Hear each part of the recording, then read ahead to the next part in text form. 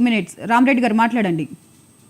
ఇప్పుడు కేంద్ర ప్రభుత్వం ఇంతకుముందు కాంగ్రెస్ పీరియడ్ లో 100 రూపాయలు తీసుకుంటే 32 రూపాయలే ఇచ్చేది.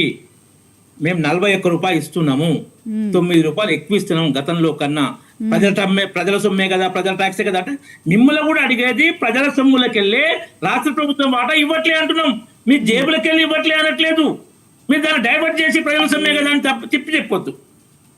అది తిప్పి చెప్పడం కరెక్ట్ కాదు. ఇంకొకటి, ఈ కేంద్ర ప్రభుత్వం ఇన్ని లక్షల కోట్లు సంపన్నులది రద్దు చేసిందంటే కాంగ్రెస్ ప్రభుత్వంలో ఒక నరసింహన్ కమిటీ అని వేసి బ్యాంకుల పరిస్థితి దారుణంగా ఉంది, ఆస్తుల లెక్కలు viable, good, viable, not viable, ఇట్లా రకరకాల 8 కేటగిరీలు ఉన్నాయి, అలా స్పెసిఫిక్లీ వేగంగా ఉన్నాయి అని మార్చి ఇన్కమ్ రికగ్నైజేషన్, అసెట్ క్లాసిఫికేషన్ కొత్త పద్ధతి నేను బ్యాంకులో పనిచేసిన 30 ఏళ్ళకి పైగా తెచ్చి టైం బౌండ్ అయిపోయిన లోన్లు రికవరీ కాకుంటే రైట్ ఆఫ్ చేయాలి. ఆర్బీఐ రూల్ అది, నరసింహన్ కమిటీ రిపోర్ట్ ద్వారా. వైబర్ కాదు, రుణమాఫీ కాదు, రైట్ ఆఫ్ చేసి ప్రొటెక్టెడ్ బిల్స్ లాగా అడ్వాన్సెస్ అండర్ కలెక్షన్ లా పెట్టి కోర్టు కేసులా ఆస్తులు అమ్మడ దాని ద్వారా రికవరీ చేయాలి.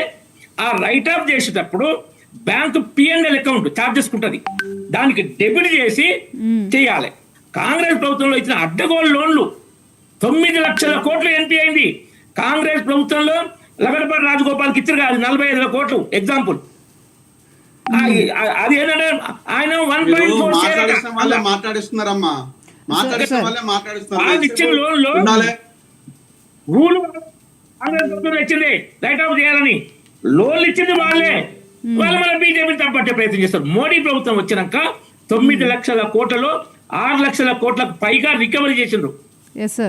చట్టాలు 2 చట్టాలు తెచ్చి మోడీ వాజ్పేయి ప్రభుత్వం కూడా లోన్ రికవరీ కోసం చట్టం తెచ్చి ఏది మన రైతుల అగ్రికల్చర్ సెగ్మెంట్ కాదు, పి సెగ్మెంట్, ఎస్ఐబి సెగ్మెంట్ కోర్టుకు పోకుండా డైరెక్ట్ బ్యాంక్సే అమ్ముకోవచ్చు. ఆ చట్టం తెచ్చింది వాజ్పేయి చట్టం. బలపడ్డాయి. వీళ్ళు లోన్ మేళా అని ఓట్ల మేళా చేశారు. బ్యాంకు దివాలా తీసి ఒక బ్యాంకు మునిగింది, మూసేసారు దాన్ని. ఆ పరిస్థితి నుంచి బ్యాంకులు ఇప్పుడు రివర్స్ అయిందండి. 3 లక్షల కోట్ల ఆదాయం లాభాలు ఆర్జించినాయి గత సంవత్సరం.